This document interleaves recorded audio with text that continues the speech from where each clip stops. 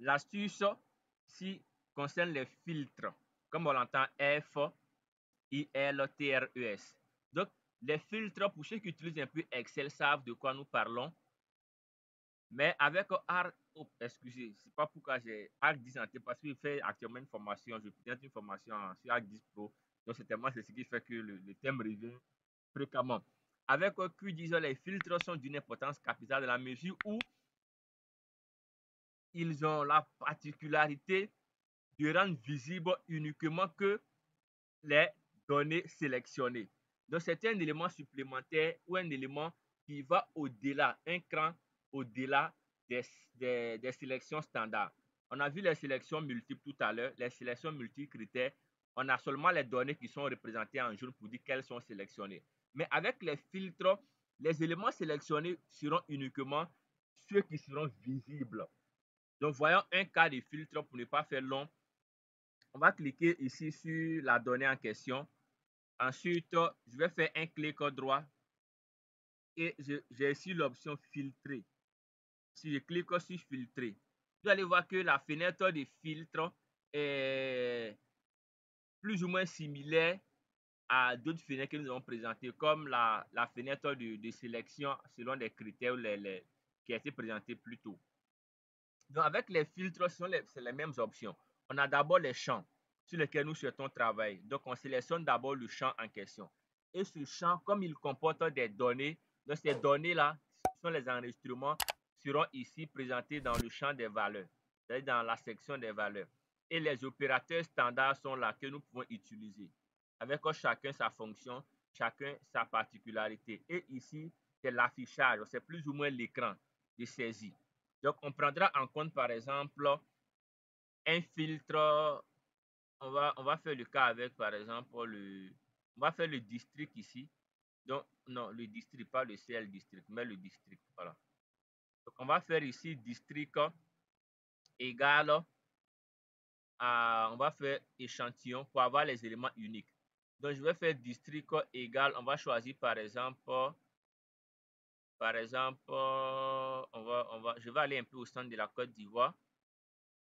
Le district de, ok, vallée du Bandama. Donc, je double-clique. Donc, on voit district égal à vallée du Bandama. Si on était dans les options de sélection, il n'y a pas de souci. OK. Lorsque vous cliquerez sur OK, vous allez voir, automatiquement, il vous crée une nouvelle donnée. Bon, il ne vous crée pas une nouvelle donnée, mais il rend visible uniquement que les données qui ont été sélectionnées. Est-ce qu'on se comprend? Donc, je relance pour que vous puissiez voir la formule. C'est simplement district égal à vallée du Bandama. On pourrait faire avec un autre élément. Je vous montre un second exemple. Je prends district like, comme on veut prendre du texte. Donc, district like échantillon. Bon, j'annule d'abord la première. Il faudrait qu'on annule d'abord la première requête pour pouvoir construire une nouvelle requête. Donc, je vais d'abord faire effacer tout ça. OK. Donc, je prends maintenant district like, je vais faire afficher les districts. Je vais prendre ici au nord-est d'Enguélé, au nord-ouest d'Enguélé. OK. On peut tester les requêtes pour voir s'il n'y a pas d'erreur dans ces requêtes. On peut faire tester pour voir si la requête est exacte. Lorsqu'elle est exacte, vous voyez bien, la clause where a été retournée 5 lignes. Donc, c'est-à-dire qu'on a 5 quantités qui seront sélectionnées et la donnée sera ici zoomée sur ces 5-là. On voit bien que les 5 éléments sont là. Maintenant, on peut cartographier si on souhaite faire une cartographie particulière par rapport à ces éléments.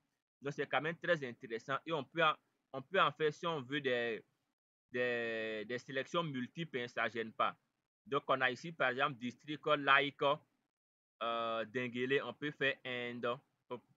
Inde n'est pas bien placé. Je reviens là. Inde. Superficie supérieure ou égale à, on peut prendre combien? On va prendre supérieur ou égal à 700 par exemple.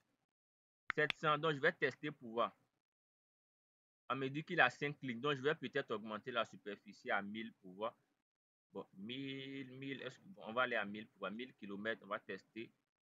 On a 4 lignes, donc si je vais à 1500, je veux moins pour qu'on puisse voir la différence. 1500, je vais tester. On a 4 lignes, donc on va aller peut-être à 2000. Tester on a 4 lignes encore. OK, bon, je pense que là-bas, on a des grandes superficies. Donc, je vais faire OK. Dans les multi-critères, vous voyez qu'il a enlevé la zone ici. Parce que cette localité qui respecte d'abord le premier critère qui est, il appartient au département, au district du Denguélé, mais il n'a pas une superficie de 2500, donc il a été annulé. Donc avec le end prend en compte les deux critères autant pour moi doivent être respectés. Si c'est un end, mais un or, ce n'est pas forcément le cas. Avec le or, un seul élément peut passer. Donc si on fait le or, par exemple, on peut tester, on a 54 éléments. 54 éléments parce qu'avec le or, un des critères qui est respecté permet de valider la requête. Donc ici, le critère respecté, soit c'est Denguélé, soit c'est 2500 comme superficie. Donc ça passe sans souci avec le or. Le or, un seul critère suffit. Avec le end, les deux critères sont, tous les critères doivent être respectés.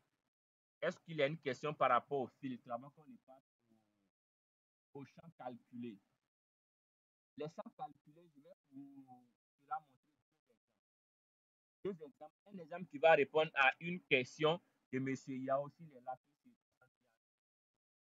Et un exemple qui sera un élément qui n'est pas forcément nouveau, mais qui est aussi important.